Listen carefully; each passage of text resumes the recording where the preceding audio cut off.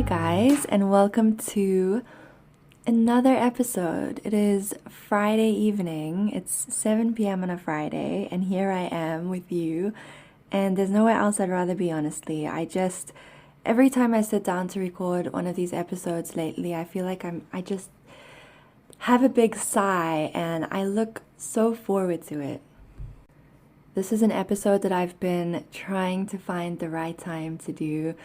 You know, when you have something that you really want to do, but you're just constantly waiting for the exact right time to do it. So that's kind of where I've been this week.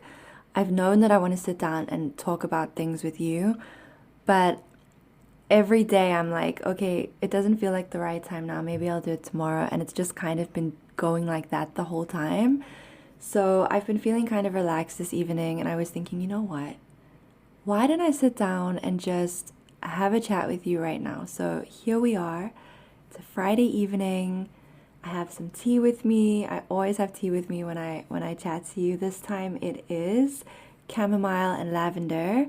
And yep, I am ready to just talk to you. I'm ready to just share some things with you. So let me start by saying that I am an overthinker. Everybody who knows me knows this. I overthink every tiny detail, and I'd like to think that I've gotten better at it and that I am not as intense about it, although I do still have my moments, as I think we all do. But this episode has been something I have been overthinking. I never want to come across as being negative. That is a big thing for me that I still worry about sometimes, because I have been struggling quite a lot. Like the past 2 years, honestly, have been quite difficult for me. And whenever I say that, like as I'm saying that now, I always kind of feel the need to explain myself and to say, I'm not looking for pity or sympathy, because I'm genuinely not. And I know so many of you guys do the same thing. Like it's very difficult for us to say, you know what, I'm struggling, or to admit that to somebody without explaining ourselves, or without worrying that we're being negative, and how are they going to think that we're so negative all the time and that we're never happy. So if that is something that you relate to, like I totally get it. I'm the exact same way. So this episode has been something I've been overthinking, because it is going to be quite a serious one. But it's one that I feel in my heart is something that I want to talk about with you.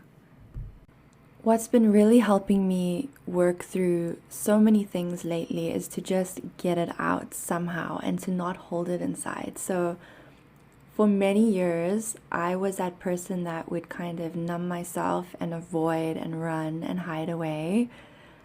And I know there are definitely some of you listening to this who can relate to that, and maybe it's something that you still do in your life right now. But the past 2 years have been quite different, because a lot of things have been coming up and I haven't been doing anything to distract myself and avoid the feelings that have been coming up. So as a result, I've been dealing with a lot of really, really intense emotions that are sometimes overwhelming, and sometimes I'm just honestly not even sure what to do with them. So finding ways to get it out has been really helping me. And let me just say that sitting down and recording podcast episodes and being able to share things and be really vulnerable with you has been a big part of that.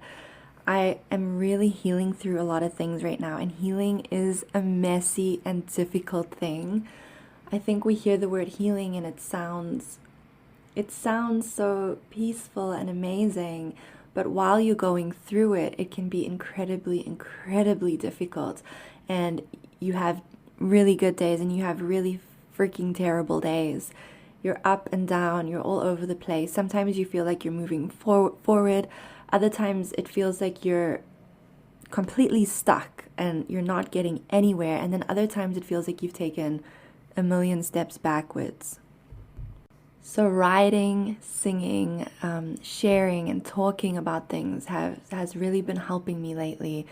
And I'm honestly so grateful that I have a place to share and to be open with you guys.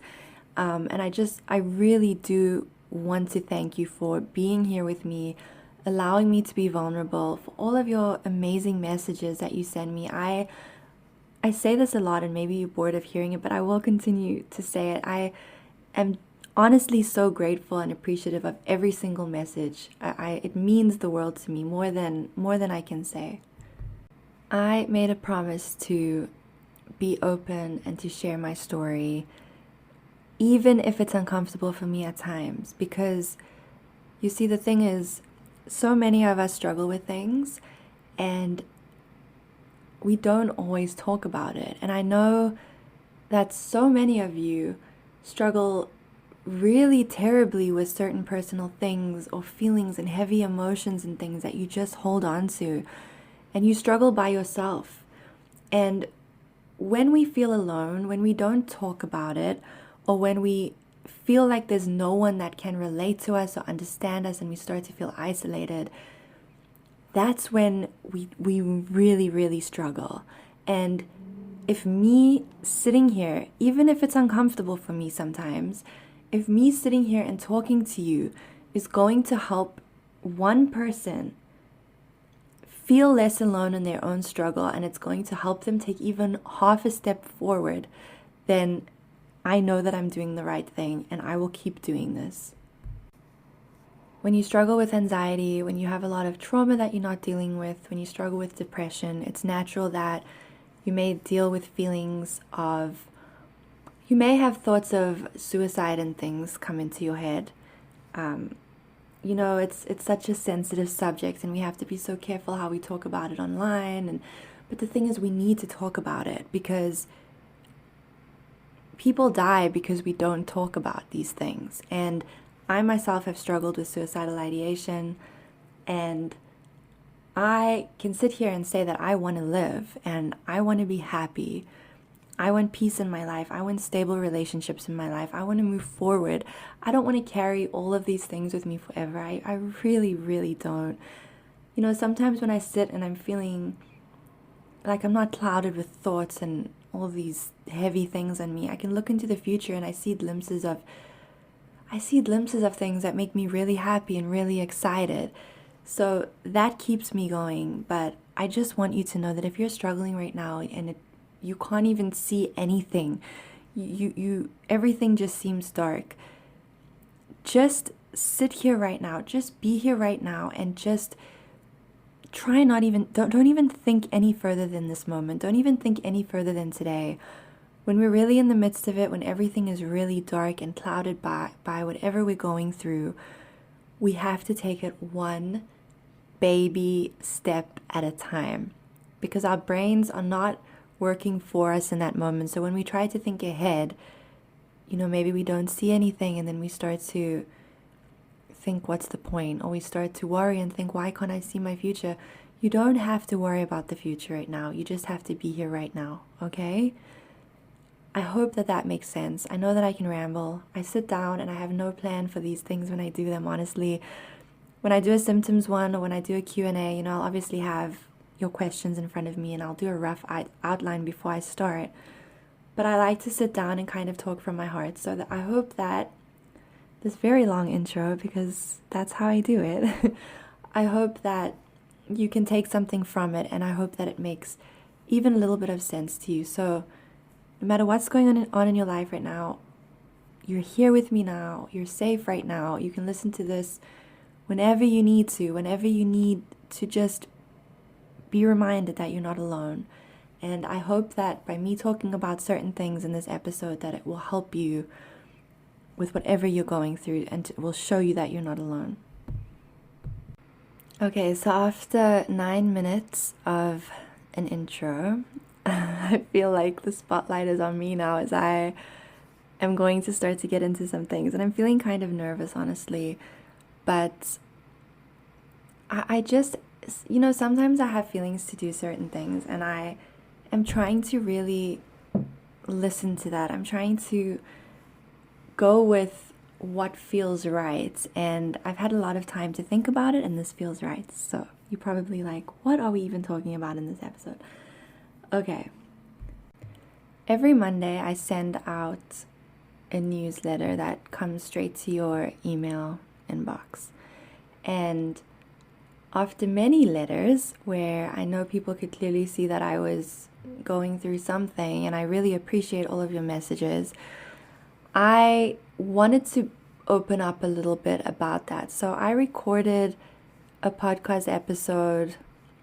It was at some point this year, and don't ask me when now, my brain is not working. It was a few months ago, where I told you guys that I just want to be honest with you. It was like an honest chat with you. I think that's what it's titled, like an open chat with you, something like that. Because I kept saying in my letters and on Instagram that I'm dealing with some stuff, I'm dealing with some personal stuff, I'm struggling right now, but I wasn't going any further than that, and something just made me want to open up a little bit more. And when I did, and whenever I open up about things, there's always at least a few of you that can relate, and that send me a message and say, thank you so much for talking about this because I felt so alone. And that just, you guys inspire me. Like, this is why I'm sitting here right now and doing this. You guys inspire me to continue being honest. So I don't remember everything that I said in that episode. I did let you know that I had gone through a breakup after we had been together for about 12 years. I did talk about some family issues I was going through. I don't think I really went into it, but that was pretty much it, I think. I think that was pretty much all I said. So, in this episode, I would like to go a little bit deeper into that and just kind of talk about why I've been struggling with depression, why I've really struggled for many years, in fact. And my heart, and as I said that now, I feel my heart start racing. I just want to open up a little bit about that, and honestly, I have no idea where to even begin, but let me take a breath and let's just see how this unfolds. So I have spoken to you guys about some root causes of my anxiety, and a really big one is some trauma that I've gone through. And I think, okay, so when we say trauma, I think we automatically think it has to be something really like unbelievable, like awful, you know? But trauma is anything that has a lasting negative impact on you. So I have mentioned before, and I don't really want to get into this now, that this isn't why I want to talk, this isn't the point of this episode. So I was sexually abused when I was very young. I was very young. It stopped when I was around 6 years old, and I don't even know when it began. So that is something that definitely had an impact on me, and I didn't even realize until I was a lot older. But in this episode, I want to talk about some other things that I've dealt with and carried with me from my teenage years, right up into my 20s, and now in my 30s, I'm finally really starting to confront it and not just numb myself against it anymore. I have to say that this is probably going to be this is like the hardest episode that I've ever recorded, because I haven't even said anything yet. And I feel like it's not even going to be as bad as I think it's going to be, but it's very difficult. It's very difficult to be vulnerable, and it's especially difficult for me to be vulnerable. I know I seem extremely open on my page, and I do talk about so many things, and in my books I've shared so many things with you.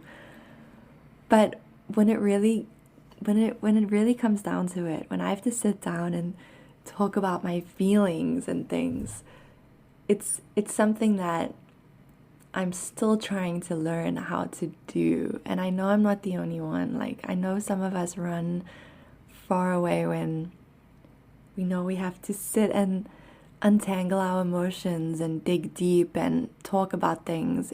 It's difficult. So once again, I want to say thank you for being here with me and for listening to my story. So, moving on. So, through many of my teen years, I was very confused about my sexuality. When I was probably 13 or 14 years old, I remember having like my first crush on a girl. And I remember being really confused by it and feeling almost like I felt embarrassed. I didn't tell anyone. I remember feeling like having this crush and then not understanding why. Like, because all the girls, girls would just be talking about boys and all these boy crushes they have and everything. And I thought to myself, if I say anything, people are going to think that I'm extremely weird or that there's something wrong with me. And as a result, that is something that I just completely kept to myself. I remember how, like in a movie, if there was a gay character or like a lesbian, people would make comments and, she's weird. Or if there was someone at school who people thought was like a lesbian, it was like, she's weird. Like, it was horrible. Just a lot of judgments, and I think it's just due to ignorance and just complete lack of understanding. But that's how it was. So there was no way I was going to tell anyone that I was having crushes or feelings or anything of that sort. So through my teen years, I would have crushes on girls, or I would find people attractive, but I never said anything. I didn't even really sit and think about it. I just pushed it away and was like, you're just being weird or what. Like, I didn't even think about it, so I can't even tell you what I thought. But I actually did date guys because that's just, all my friends were dating boys, and, it's embarrassing to sit here and say that now because I feel like I'm a completely different person now to who I was then. Obviously, I've grown so much, emotionally and mentally too, but I dated guys, and, girls would make such a big fuss of it and be so excited when they had a boyfriend, and for me, it was just like, wasn't all that, it just wasn't all that, and I just thought to myself, maybe I'm just dating the wrong boys.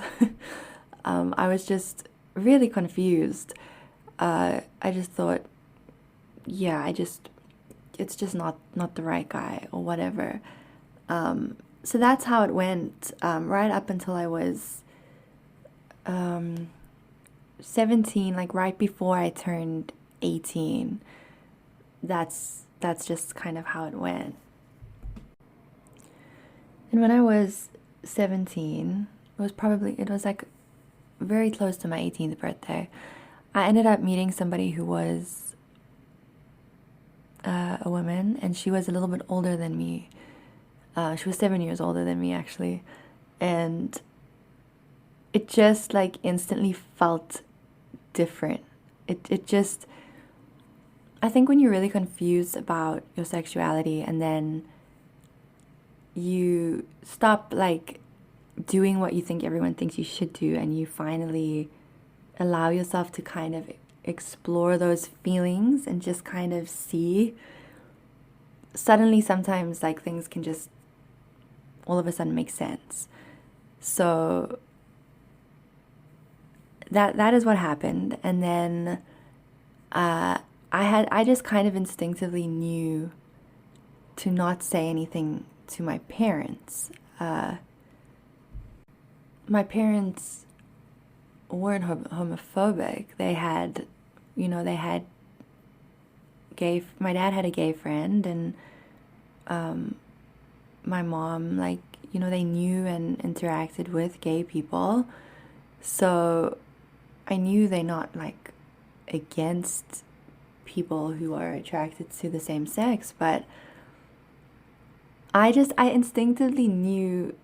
I had this like I just felt like I couldn't say anything. There had never really been a discussion in my home about, it's okay if you're attracted to the same gender. That was just never discussed. So I think as a result, I just kind of wasn't really sure like how their response would be, but I kind of assumed that maybe it wouldn't be that good. That's just the feeling that I had. Before I go any further, I just want to say that this episode is not to hate on anybody or to put anyone down. That's absolutely not what I'm doing. I am simply sharing my experience and how things felt for me. I know that we all act out of things that we've gone through, and we do things as a result of patterns that we've learned, and that includes our parents. Our parents are humans after all. So we often are just repeating things that we know and patterns, and sometimes there's not an awareness there, so we do them without realizing the impact that we're having. So this is not to put my parents down or to bash anybody.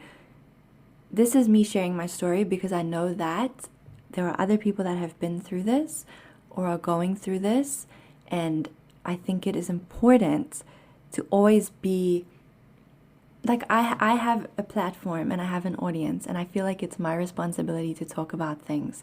So that's what I'm doing here. So one day, I think I had a throat infection and my mom had to take me to the doctor, and I'm not sure if it was before we went in or afterwards when we were sitting in the car, and my mom asked me if this woman that we weren't dating, but we were friends and there was a mutual attraction. So my mom thought that we were just friends. But I remember this day my mom asked me, and she said, I think she asked me if she has a boyfriend or something. But I could immediately tell that my mom was kind of fishing to see like what's going on. Like I could tell that she knew something. So immediately I remember like panicking a little bit because my mom did not seem impressed. And I honestly don't even remember the conversation. I think I might have lied and said that she does, just because I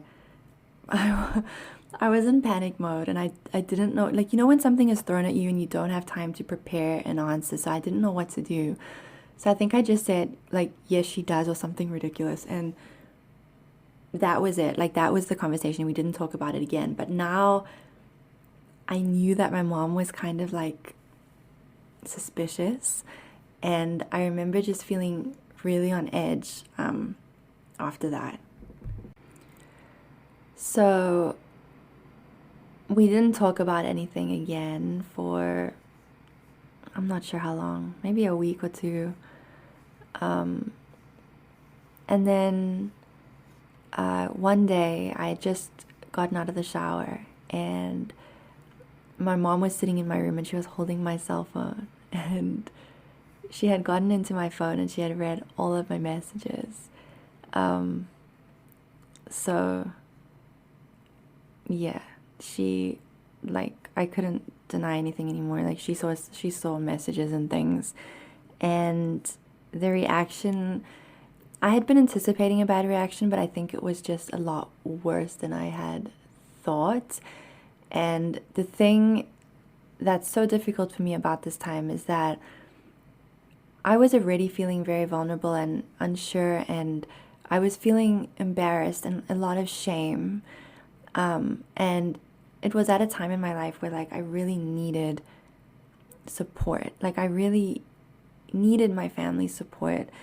I know that I have to try to understand that sometimes, it is difficult maybe for parents to try to understand, but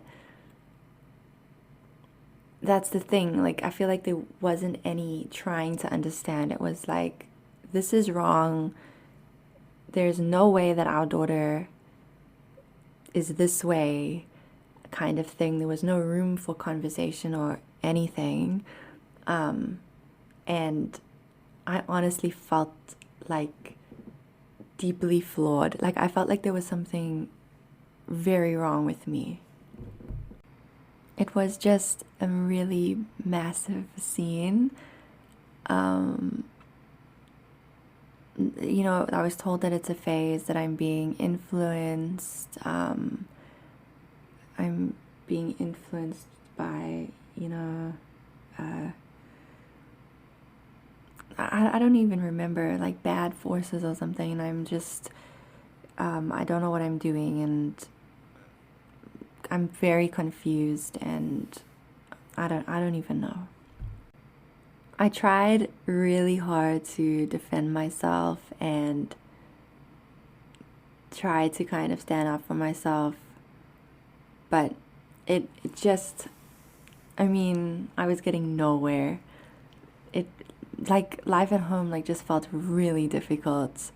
It felt really difficult. So I actually ended up never seeing her again. And I ended up letting my parents believe that it was a phase. I think I myself thought that maybe it is a phase. I honestly truly think that I convinced myself that it was a phase, even though in my gut it didn't feel right. But I told myself, like, my mom was telling me every day, like, it's a phase, like, this happens all the time. So I really brainwashed myself into believing that I was just going through a phase. There was a church that we went to at the time. A lot of the time it would just be my dad going on a Sunday, and then sometimes we would go with, but not always. And there was a youth group at this church that I wasn't a part of. But when all of this was happening, my parents ended up calling the guy that led the youth group and set up an appointment for me to go and have a talk with him. And they wanted me to go to youth every Friday night. So at this point, I was really I was so tired of fighting and crying, and I had, like I said, I kind of just said, yes, it's a phase, and yeah, like I'll go talk to this guy. So I went one afternoon, I think, and I sat down with this guy. He was very nice and everything. And I immediately no one said a word. I just started crying. I was so miserable. I was really depressed. Like, on top of everything, like on top of how my parents had reacted to, me potentially being gay, and the feelings of shame that I was dealing with, I was also feeling like heartbroken, because even though, like, I feel like we didn't get a chance. Like, even though I hadn't been dating this woman, we would talk every day, and I would see her every week, and it was just growing, and it was just kind of ripped away from me, like, just ripped away, where I was talking to her one day, and then I just never spoke to her again. And I feel like some people may say, well, why didn't you just contact her? I was a very young 17, 18-year-old. Like, I was very young. I was very just naive. I was like a baby. And I was scared. Like, I was scared to contact her. Like, I didn't know what would happen. And my parents told me that they're going to monitor my phone. And my mom had even, like, mentioned the police and, like, said, she's going to get the police involved if I contact her, because this is, like, a bad situation or whatever. And that scared me enough where I just thought, like, I can't. Like, I didn't want to get her into trouble. And I said nothing. I just didn't contact her. So back to my meeting with this youth group leader. He spoke to me and told me how he had an attraction to a guy when he was young, and he had thought that he was gay, and then realized that, and then he had conversations with God or something, he said, and realized that it was a phase, and I don't know, the devil leading him astray, I don't know, and that now, and like at this point he was married to a woman, I think they had a baby, and how he was so glad that he had not followed that path, because then he wouldn't have the life that he had now, and that lifestyle is just a very hard one or something, he said. I don't even know what I thought at this point. I'm embarrassed to admit that I just agreed and nodded along. I didn't really know what to do, and I was still living at home. So I agreed and listened, and then I started going to youth. I started going to youth group every Friday. I ended up making some friends there with people whose parents had also kind of made them go, but they didn't want to be there.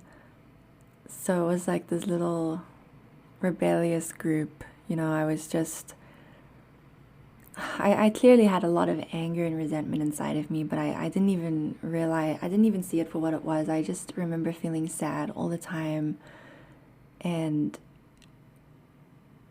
we would sometimes just kind of skip out on youth, and we would go off and smoke. And I mean, can you believe that I used to smoke? Because I can't. I just kind of became this rebel that just I didn't care. I just didn't care. I was very depressed, and then I started drinking a lot, and drinking just helped me to forget. It helped to just numb my feelings. One night I went out with a friend of mine to a house party. He messaged me and asked me if I wanted to go. He was just a friend. And I said sure, and I went, and I drank so much that night that I started throwing up really badly. And then he was going to take me home, obviously, afterwards, but I was so sick, and I was throwing up so, constantly, it wouldn't stop. And he panicked a little bit. I don't even think that he drank at the party. He wasn't the type that even, liked to drink, so it was so confusing that he wanted to go. But afterwards, he was so scared to take me home, that we drove, and I can remember this in such a haze. We went to his house, and his mom came out and was trying to help me. I can remember that, and she was kind of walking around with me, but I could not stop throwing up. And I'm really sorry if this is a trigger. If you have emetophobia or you really struggle with that, I'm sorry. Personally, when I get nauseous, I panic as well. So even just talking about this is stressing me out. And then he took me home, and my dad came out, and I was just still throwing up. It was really bad. I could not stop throwing up. And it got to a point where my dad just said he thinks that I have to go to the hospital. I can't really remember. I can remember tiny bits of this night. I wasn't blackout drunk, but I can remember bits. And then, so we went to the hospital, and then I don't really remember much. I just remember waking up, and I woke up with a drip in my arm, and I was still drunk, but the nausea had subsided, thank God. Like, I felt a bit better, and I still remember like seeing the drip in my hand and just like feeling so queasy at that, because I just, needles, like, and my dad was there, and he told me that he had brought me in, and they had asked if I had taken drugs and stuff because I was so out of it. And I was very fortunate that I didn't need to have my stomach pumped, but I was severely dehydrated, like I was very sick. And so I had to stay there overnight. And then the next day, I was very fortunate. I felt good. I was tired, but I felt okay because of all the electrolytes and stuff they had pumped into me. My parents were not happy about that day because, I had to learn my lesson and all that, but I'm not proud of that. But drinking was something that became a big part of my life because I was trying to escape how I was feeling the whole time. Every time I felt things, it was so overwhelming. I didn't know how to deal with it, and drinking is what helped me. So I'm gonna fast forward a little bit. I don't want this to be a 3-hour long episode. I'm hoping that we can keep it to an hour, like under an hour. So I had a friend at the time, a guy friend, who had been very kind and supportive and really helped me through all of this. Like, he knew the whole story. But then he had feelings for me, and I was still in that place of telling myself over and over again that this was a phase. It was a phase. So we ended up actually dating, which I want to say was wrong of me, but I didn't go into it knowing, like, I know I'm gay and I'm doing this, just to let my parents think I'm not. I was actually still confused, like I was. So we dated for a year. And this whole year, I promise you, like, all we did was go out and get drunk. Like, that was our relationship. Like, it was, I drank and smoked. That's all I did, and went out to clubs and bars. Like, that's what we did. And then the conversation started to come up about my dad had been offered a job in, like, his work wanted to promote him to a position in Canada, and my parents were having very serious conversations about moving overseas. And my boyfriend at the time, this is when he started to talk about finding a job here and, like, us getting married one day. And I think that was the aha moment for me, where I'm like, I can't do this. Like, then it just felt all too real, and I was like, you know what, I cannot do this. So we ended up breaking up, and I felt like such a horrible person. And then my dad, not long after that, the following year, so I was 19 at this time. My dad came across to Canada before us. He came like 4 months before the rest of us came. My mom, my brother, and myself, and our pets. And then in that time, I wasn't dating anyone or seeing anyone, and I was just not even thinking about my sexuality or anything. Like, I was just thinking, my mind was really focused on, like, this massive move, right? So then we ended up moving here, and so we moved here in, I have to try and get my bearings now, was it 2008? I think we moved here in July 2008. I still remember getting off of the plane and being shocked at how hot it was, because I was one of those ignorant people that was like, Canada is never hot. But we came in the middle of summer, and the summers here are crazy. They're hotter than the summers that I was used to in South Africa because of the humidity. So I remember being really shocked. So we arrived, so I was 19. It was in July 2008, a long time ago. I can't believe I've been here that long. Hey guys, so it's actually the next day. Everything that you've heard up until this point, I recorded last night, which was Friday night, and it's now Saturday morning. It's just after 11 a.m. I felt like I just needed to take a step back. I was really tired and feeling a little bit overwhelmed. But it's a new day, and I'm here and ready to record the rest of this for you. I'm going to be completely honest. I have spent a lot of time this morning going back and forth about whether or not I should even be putting this out there. I think it's natural that when we step outside of our comfort zones, or when we do something that, other people may consider really brave, or like, wow, you're actually doing that. I think it's natural for us to question whether or not it's the right thing to do.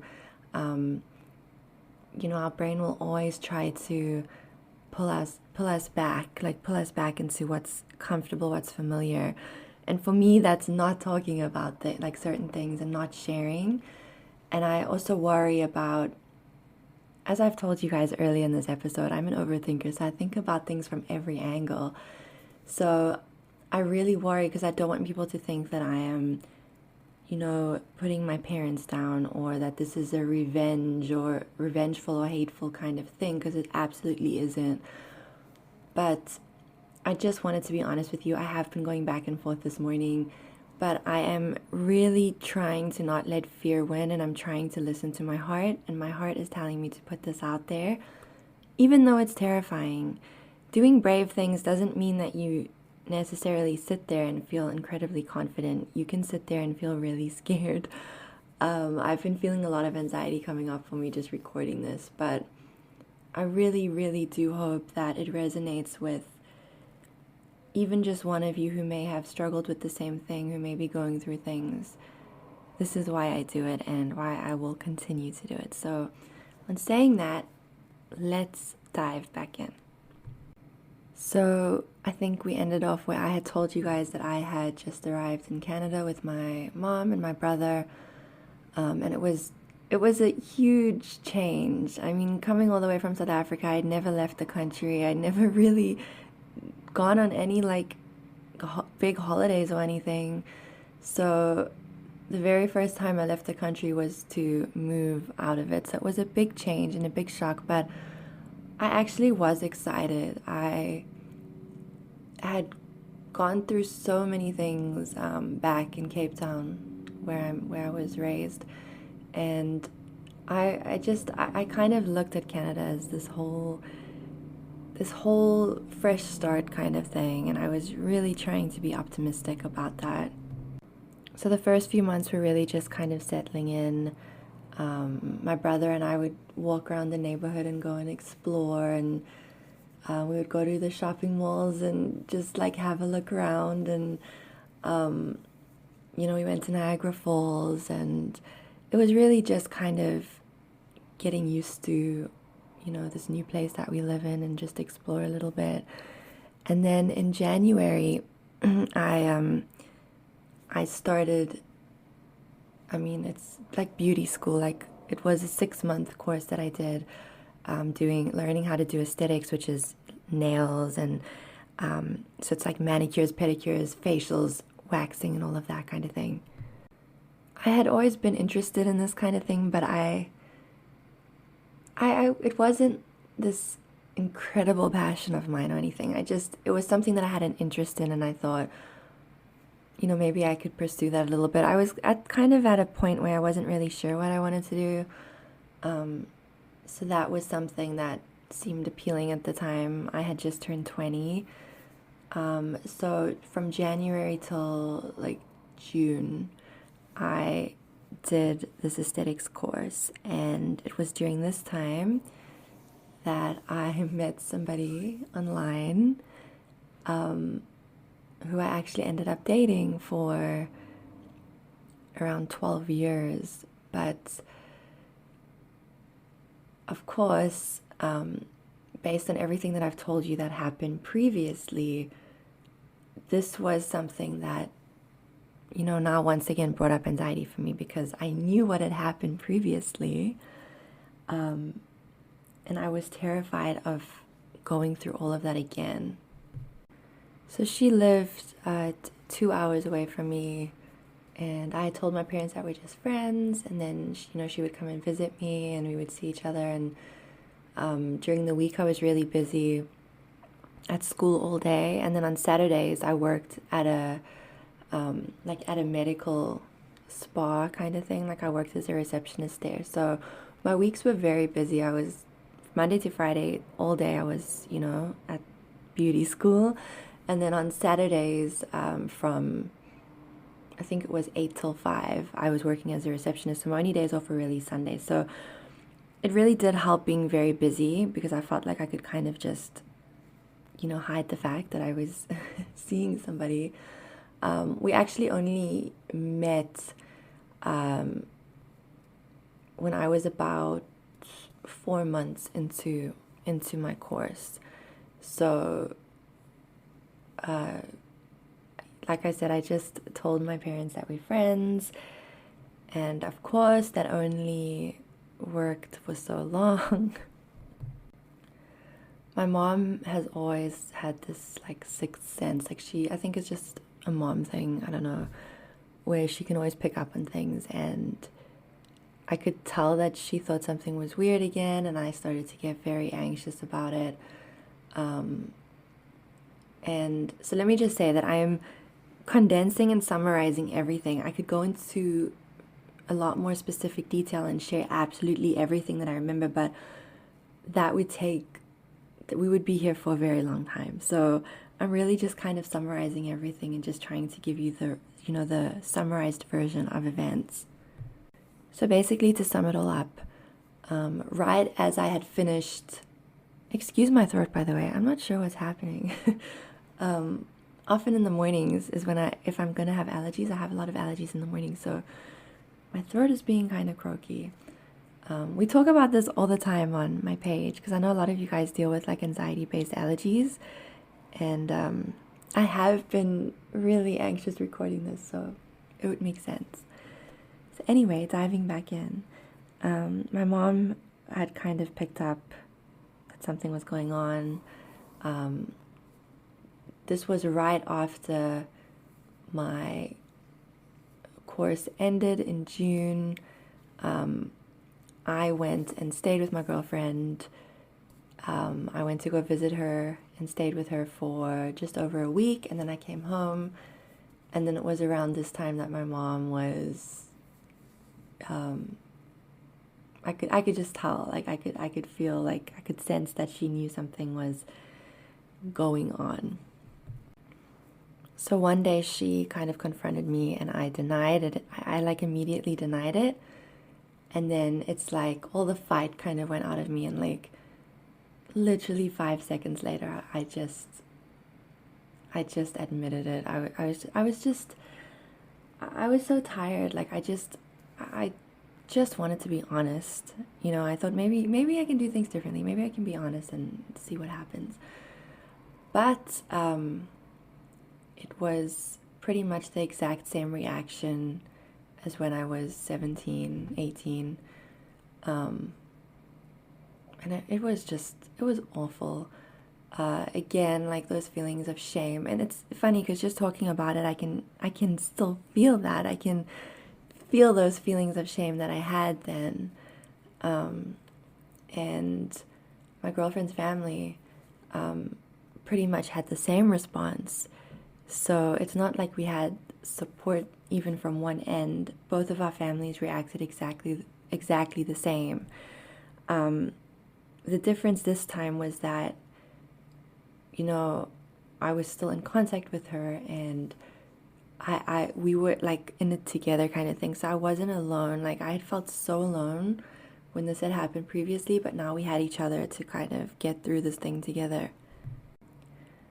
So I really was so afraid of my mom like taking my phone away or like reading my messages, and I remember being glued to my phone. I would sleep with it under my pillow. Like I was so terrified because I didn't want things to be the exact same way that they had been before. I was determined that things were going to be, I wanted to feel at least a little bit more in control this time. So I was glued to my phone. I kept it under my pillow. I had just finished studying and I didn't have a job at this time, so I was at home every day.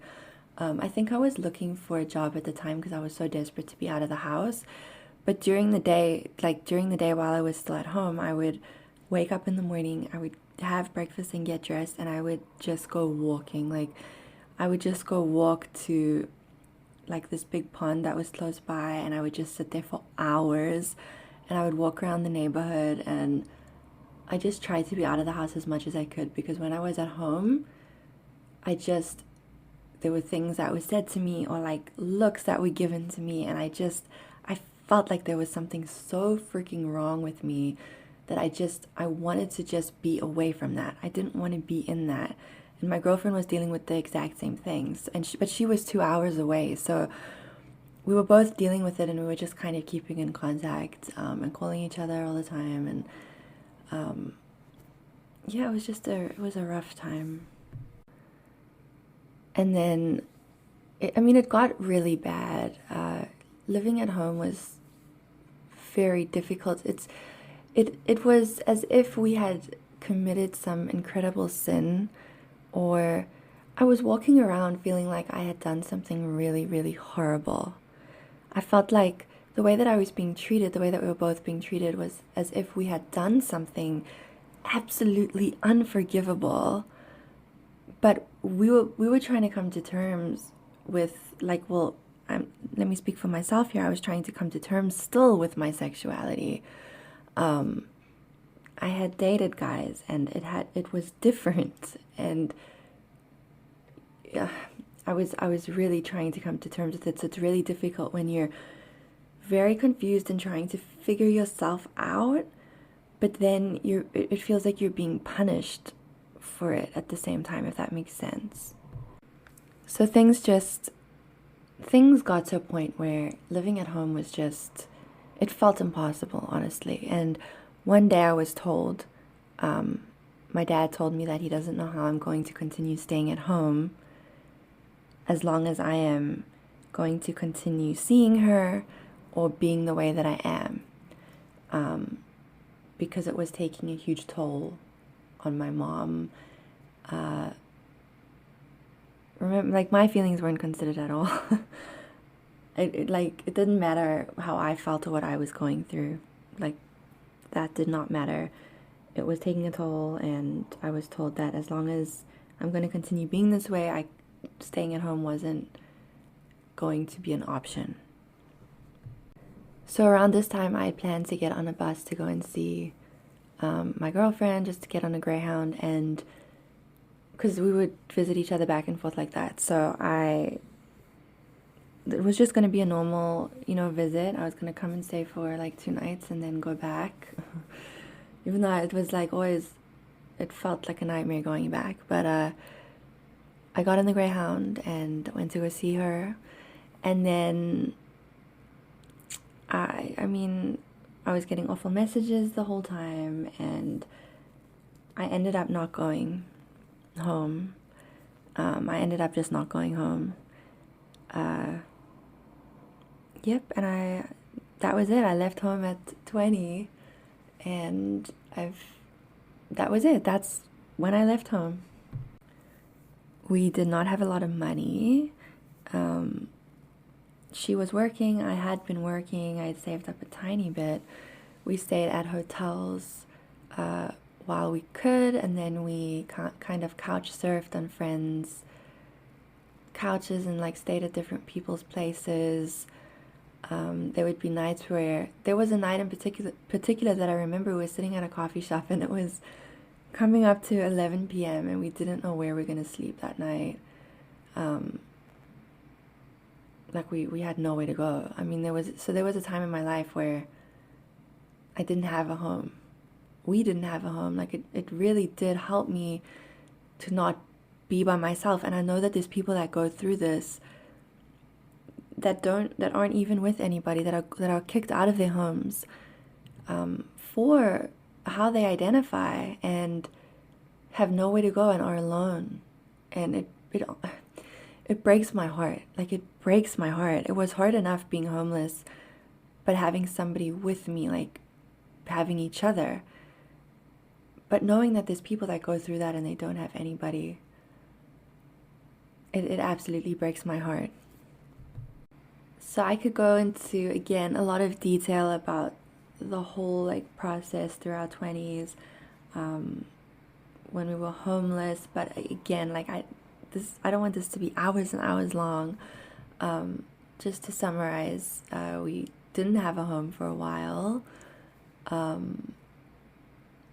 We were in a shelter at one point, and I still, and this is something that I still struggle with, is that I still remember texting my family and texting my dad and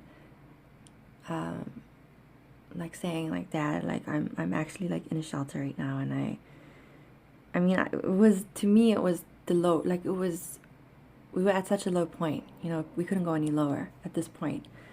And I was told, we were told, on her side as well, that it was our fault that we put ourselves in this position.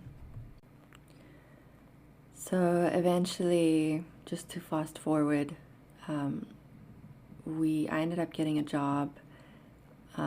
So whenever I got a job, it was always at a salon, at a spa, because that's what I had qualified in. So we were working and we managed to get ourselves, like initially we had to share with people and do what we could because we had no money. We were on like government support. Initially, we honestly had no money. We were completely broke. And then we were working and we managed to finally get ourselves into our own place, but it was still very stressful. We had a lot of like money worries for a long time, and then, you know, there was the complete lack of support from our families.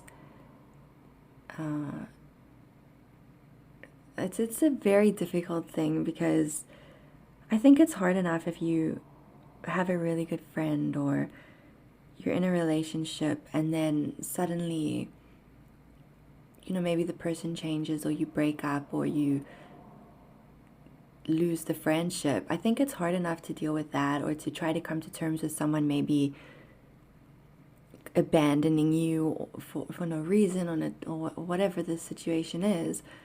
But when it's your family, it's a very difficult thing to try to come to terms with. For a long time, I was very sad. I was heartbroken. My heart felt broken. But then it turned to anger, and I was very angry for a long time. And I still have my moments now. This is something that I'm still working through. And again, this is another reason why I was going like so back and forth this morning about whether I should put this out, because I kind of have this thing in my head sometimes that where I feel like I shouldn't share something unless I fully worked through it and I am healed and I'm on the other side, so I can sit down here, share my story, and tell you everything that helped me get to this amazing point that I'm at. But the reality is that I'm not at that healed point yet. I have come a long way. I've come a long way from this girl that I'm describing to you right now from years ago. I am not that person anymore. I've come a long way. But I am still healing. And I feel like sitting here with you and being so open and honest and saying, look, like I'm still going through it, I feel like that can sometimes help somebody more, rather than always just coming from a place of being healed. I need to gather my thoughts for a second here because I feel like does that even make sense? I think it's okay to have a conversation and say, look, I want to share some things with you, but I am still going through them, as you may be going through the same thing, or you may have gone through the same thing. Maybe some of you are listening to this who have gone through the same thing and have fully come out on the other side and feel like you are at an amazing point in your life. In which case, you're like hearing from you and hearing your feedback and knowing your story, that really helps and inspires me. Or maybe you are exactly where I am right now, where you're still working through things, but you have come a long way. Or maybe you are who I used to be, where you're right in the middle of it and you are lost and confused and scared right now, and you feel completely emotionally neglected and abandoned, and maybe a whole heap of emotions. It may fluctuate between being really sad and heartbroken to being really angry to hopeless, to all of these very difficult emotions that can be very difficult to try to process. Once we had been living on our own for a little bit, we did let our families back into our lives, or they let us back into their life. We was very desperate to have our families. We didn't want to not have a family. It was such a terrifying thing for us to even consider. So when they were willing to come and see us and visit us and try to accept us, as they had said, we were absolutely desperate for that approval. And, we let them come over. We went over and saw them. We acknowledged the fact that they were trying. And so that's how it went for a while. We had our families back in our lives, and things seemed to be going smoothly. There were a lot of things that were left unsaid. There were a lot of things that we simply just brushed under the rug. We both had a lot of feelings. Feelings inside of us based on how we had been treated. And there weren't any apologies or anything. It was just kind of like we just moved over it. We didn't move through it. We just put it aside. Let's move on. Let's not hold grudges. Family is important. They're your family at the end of the day. I have a hard time with that. I've had people say to me, because my mom and I have a very difficult relationship. My parents and I have a very difficult relationship. But I've had people say to me, it's your mom at the end of the day. It is your mom. And whenever someone says that to me, I know it's coming from I understand that it's coming from a place of good intent, but it's so easy. It's so easy to say that when, you either have a really good relationship with your mom, or maybe it's not such a good relationship, but you are very good at avoiding and you're in full avoidant mode. Whereas I'm at a point now where I just can't avoid things anymore. So it was tough because we were seeing our families but we were holding on to all of these things. We were just kind of stuffing them deep down, so much hurt and pain, so much sadness, but we were just putting it away. And things would just kind of be up and down, back and forth. Things would either be good with my family, or would go through periods where I would try to talk about things, or something would upset me and I would try to stand up for myself. And I remember one time there was something that upset me. So this was not a point where I was talking to my family, things were okay. And then this was probably, when was this? This was probably 2016, maybe? Was it 2016 or 2015? Something had upset me, and I was always the type of person where if something upset me, I would not say anything. I would not say anything because I kind of got used to the fact that there would be a big reaction. And so I would just not speak up for myself. So during this one instance, I don't even remember what it was. It wasn't even a big thing, but it was something that had hurt, something hurt me. And I said to my mom, like, I tried to have a conversation with her, and I said, look, I don't know how you meant it, but this thing that you said, it did hurt me. And let me just tell you, this is something that I would never have done. I really do feel like I had gotten to a point where I felt like I could do it because I had been living away from home, and I had kind of been working on myself. Remember, these were years where I was really struggling with anxiety, and I was just starting to work through it, and like I was starting to unearth things from my past, and I was slowly starting to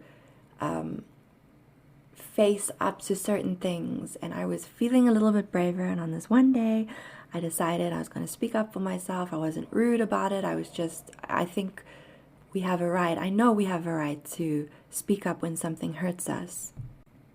So I just said that could we have a conversation about this, because this thing actually hurt me. And there was a very negative reaction from that, and my mom did not talk to me for a year. Honestly, like, after that, I think we were talking on the phone, and after that, my mom just did not talk to me for a year. And I would try to call her, I would send her messages, and she would just never respond. My dad was kind of the go-between. My dad tried to keep the peace. He always wants to just keep harmony and doesn't want arguments, and said to me and just told me, it's your mom, and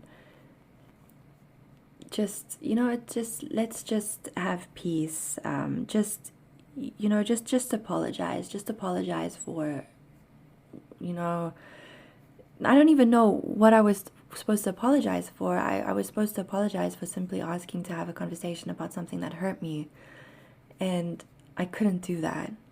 I said I'm willing to have a conversation about it.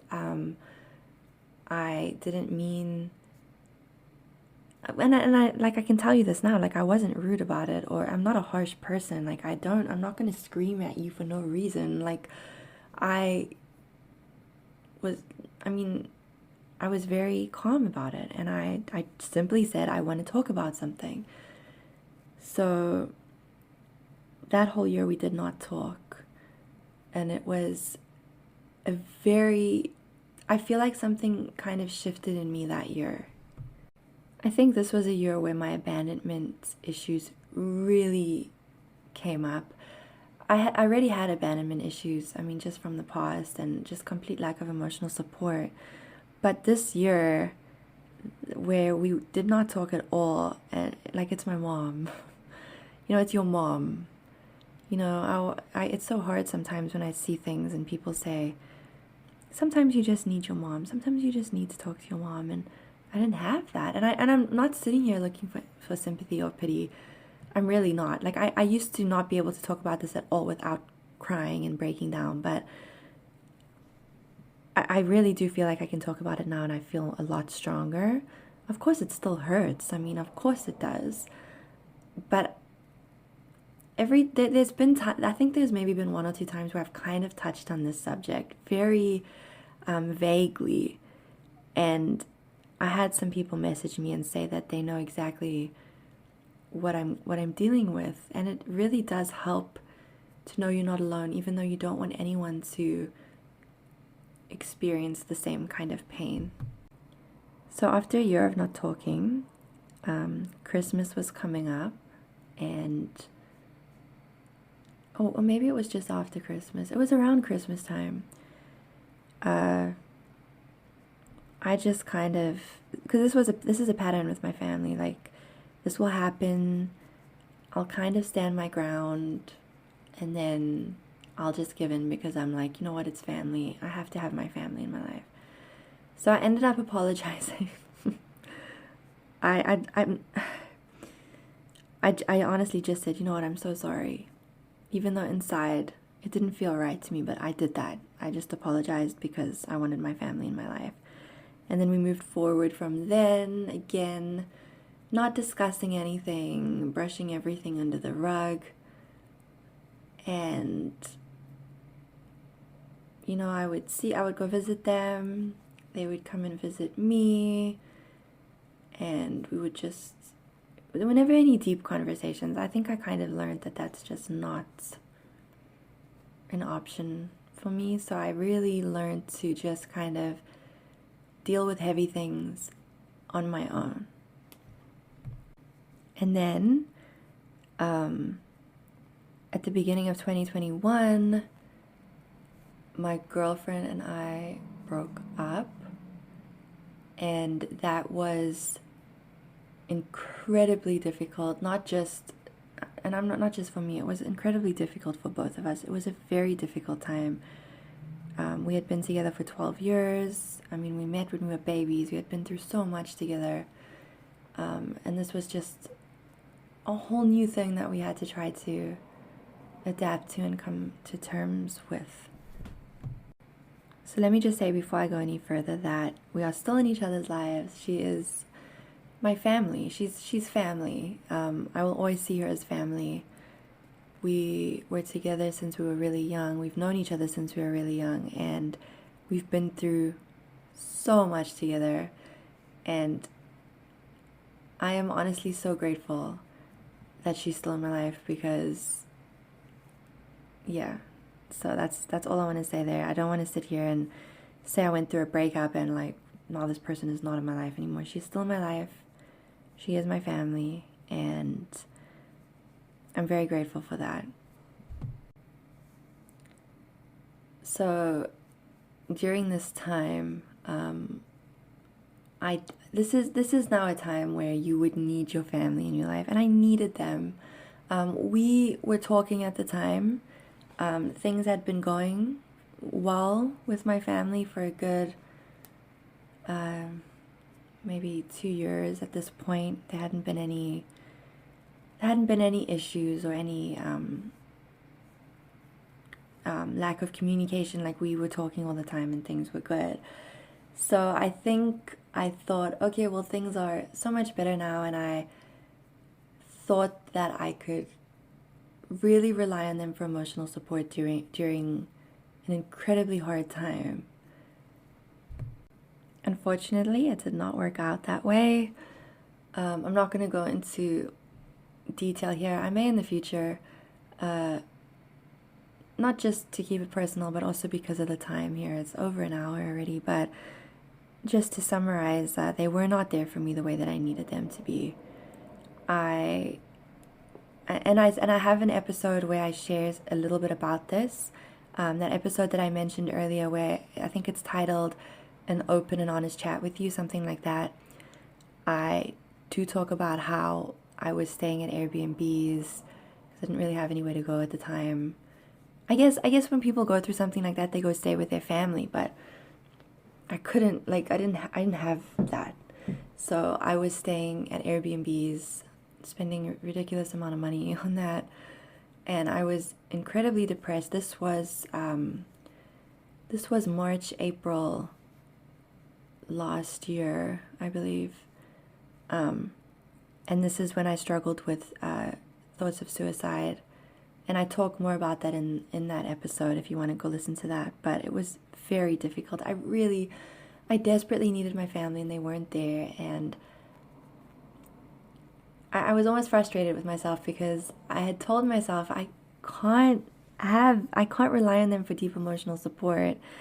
But because I was just in such a vulnerable place with the breakup and with all of my emotions and with my depression, I kind of opened myself up and allowed myself to be vulnerable, and it just didn't work out the way I had planned, which just made me feel worse. But I don't want to make this like a whole pity thing here, but it was really, really difficult. So I am feeling a lot better now versus, last year, beginning of last year, when my mind was completely in an absolutely awful dark place. But I am still struggling. it's very, very up and down. My moods have always been up and down. I have an episode where I talk about borderline personality disorder, which I have not been formally diagnosed with, but I have been pretty much told that I do have all of the traits of that.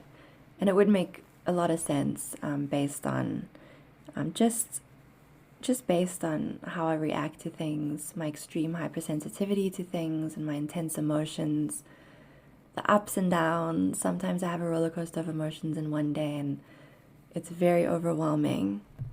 BPD actually stems from emotional neglect and abandonment, and it causes those deep abandonment wounds in you where you're constantly anticipating people in your life leaving you. You're constantly looking for cues that, oh shit, their facial expression looks different today. Oh my God, like, what does that mean? And we read into everything. It's a very difficult way to live, but it does stem from trauma and being neglected at vulnerable times and ages in our life. We have a hard time trusting people because, you kind of figure, well, if I can't even trust my own family, how can I expect to trust someone that I haven't known all that long, I deal with I've always dealt with a lot of insecurities. I'll have deep feelings of kind of worthlessness and emptiness come up for me, where someone can be telling me something really positive about me, like, you're kind and you're caring, or you're beautiful, or anything, or like whatever, and I'll question it, like, really?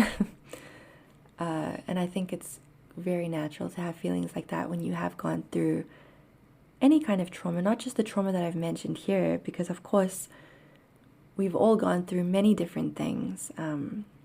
Maybe it's the same as me, maybe it's something different. Remember, all trauma is valid, and we don't have to compare. Anything that has a lasting impact on you, a lasting negative impact on you, and affects your life to some degree can be considered trauma.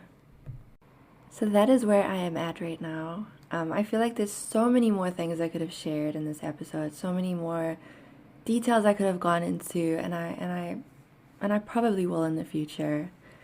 But I've even thought of writing a book, honestly, sharing like my whole entire story with you. But that is something for the future potentially. And I just wanted to open up a little bit more. I don't want to constantly have fear just dictate what I do. With family things,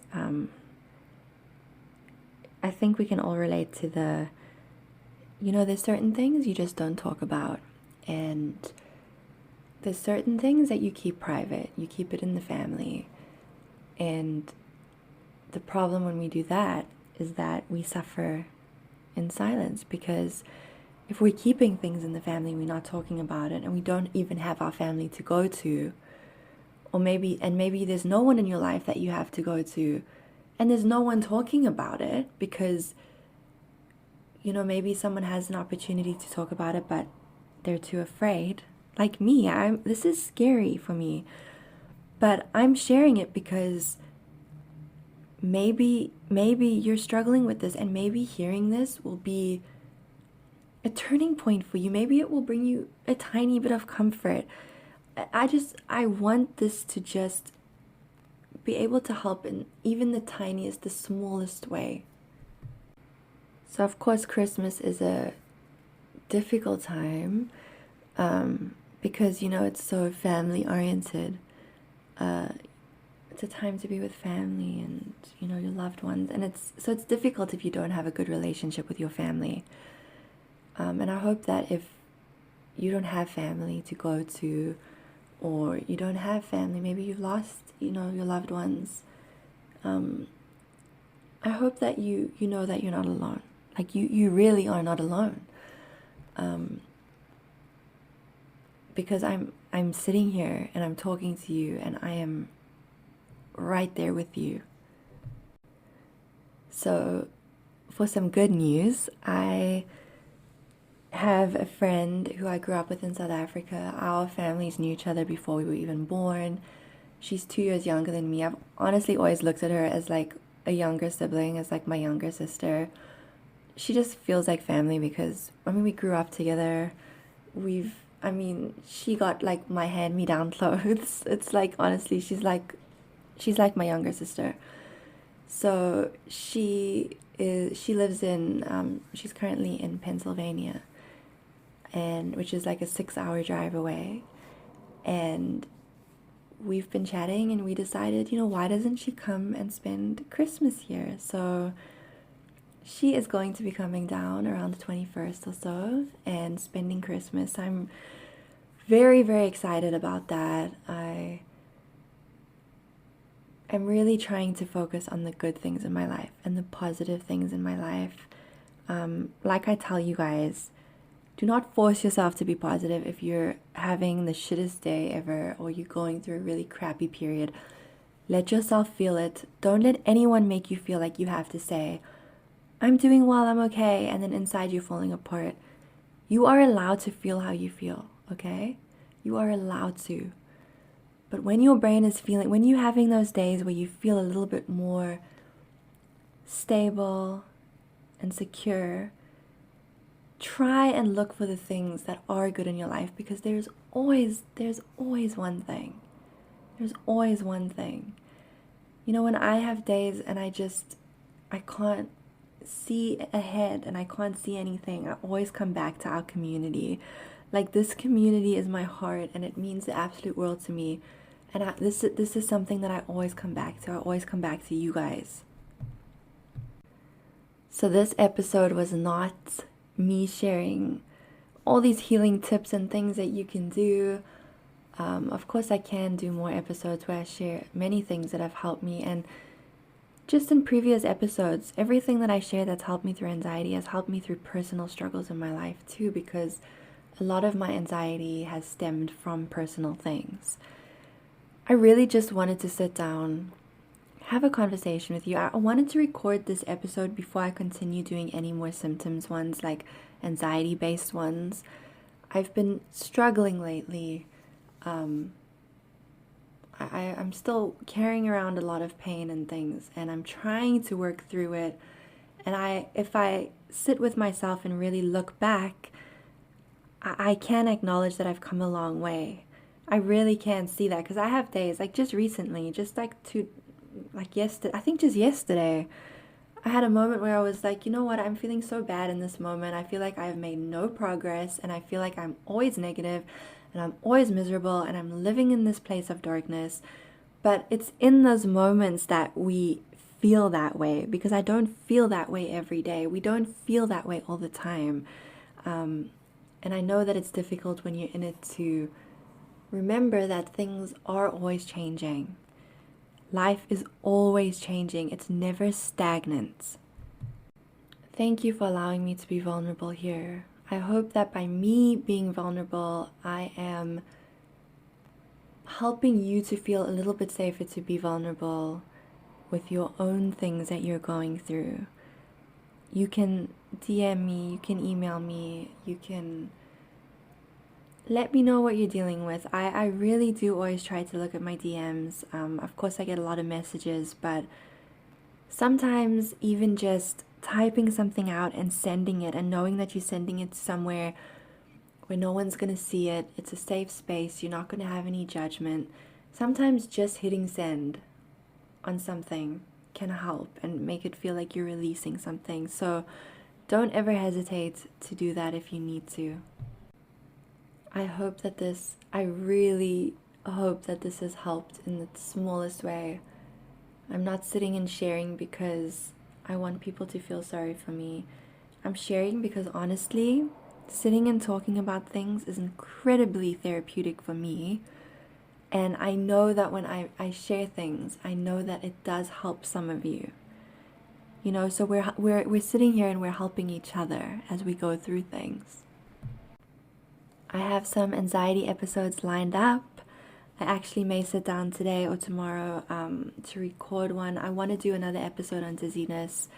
It won't be as long as the one that I have. If you're new here, by the way, and you deal with that as a symptom, I have a long episode on dizziness that's almost an hour long, where I really go into it because it's a huge symptom around here. It's one that I actually have been dealing with on and off since being very stressed, like especially when I'm having my extra tough days. Dizziness has always been a symptom that comes up for me. So I want to do another episode on that, a much shorter one, just kind of like a validation thing, like a comfort thing if it's something that you deal with every day. So I have lots of anxiety episodes lined up. I can't wait to record them for you. As we go into 2023, I really want to be very consistent with these episodes. I really, truly enjoy sitting down and talking. I felt so nervous when I sat down this morning, but now, like an hour later, I'm already feeling more at ease. So thank you for being here with me. Thank you for listening to my story. I would love to hear your story. I want to hear what you're going through. So please do feel free to share with me. And I'm going to keep talking about things because somebody has to. Even if it's hard. Even if it's terrifying, honestly. I'm sending you the biggest hug. I'm sending you so much love. I hope that you have a beautiful morning, afternoon, evening, night, wherever you are in the world. Please know that you are not alone during the holidays. This community is here for you. Come to my posts. Find someone that you can connect with in the comments. Look at my stories because I'm going to be on my stories throughout December. I'm here with you. You are not alone. Please don't forget to be gentle with yourself. Please don't forget to make yourself a priority and do something really nice for yourself. Do something nice for yourself today. Treat yourself to something. If you've been thinking of buying yourself something, but you're like, oh, I don't know if I should spend the money. Here's your sign. Go do it. Seriously though, you deserve to treat yourself. I know that we all go through things. I know that every one of you listening to this has your own issues and are going through your own personal things. So please be kind to yourself. Give yourself a little bit more credit and treat yourself, okay? I love you guys. I'll talk to you soon. Bye.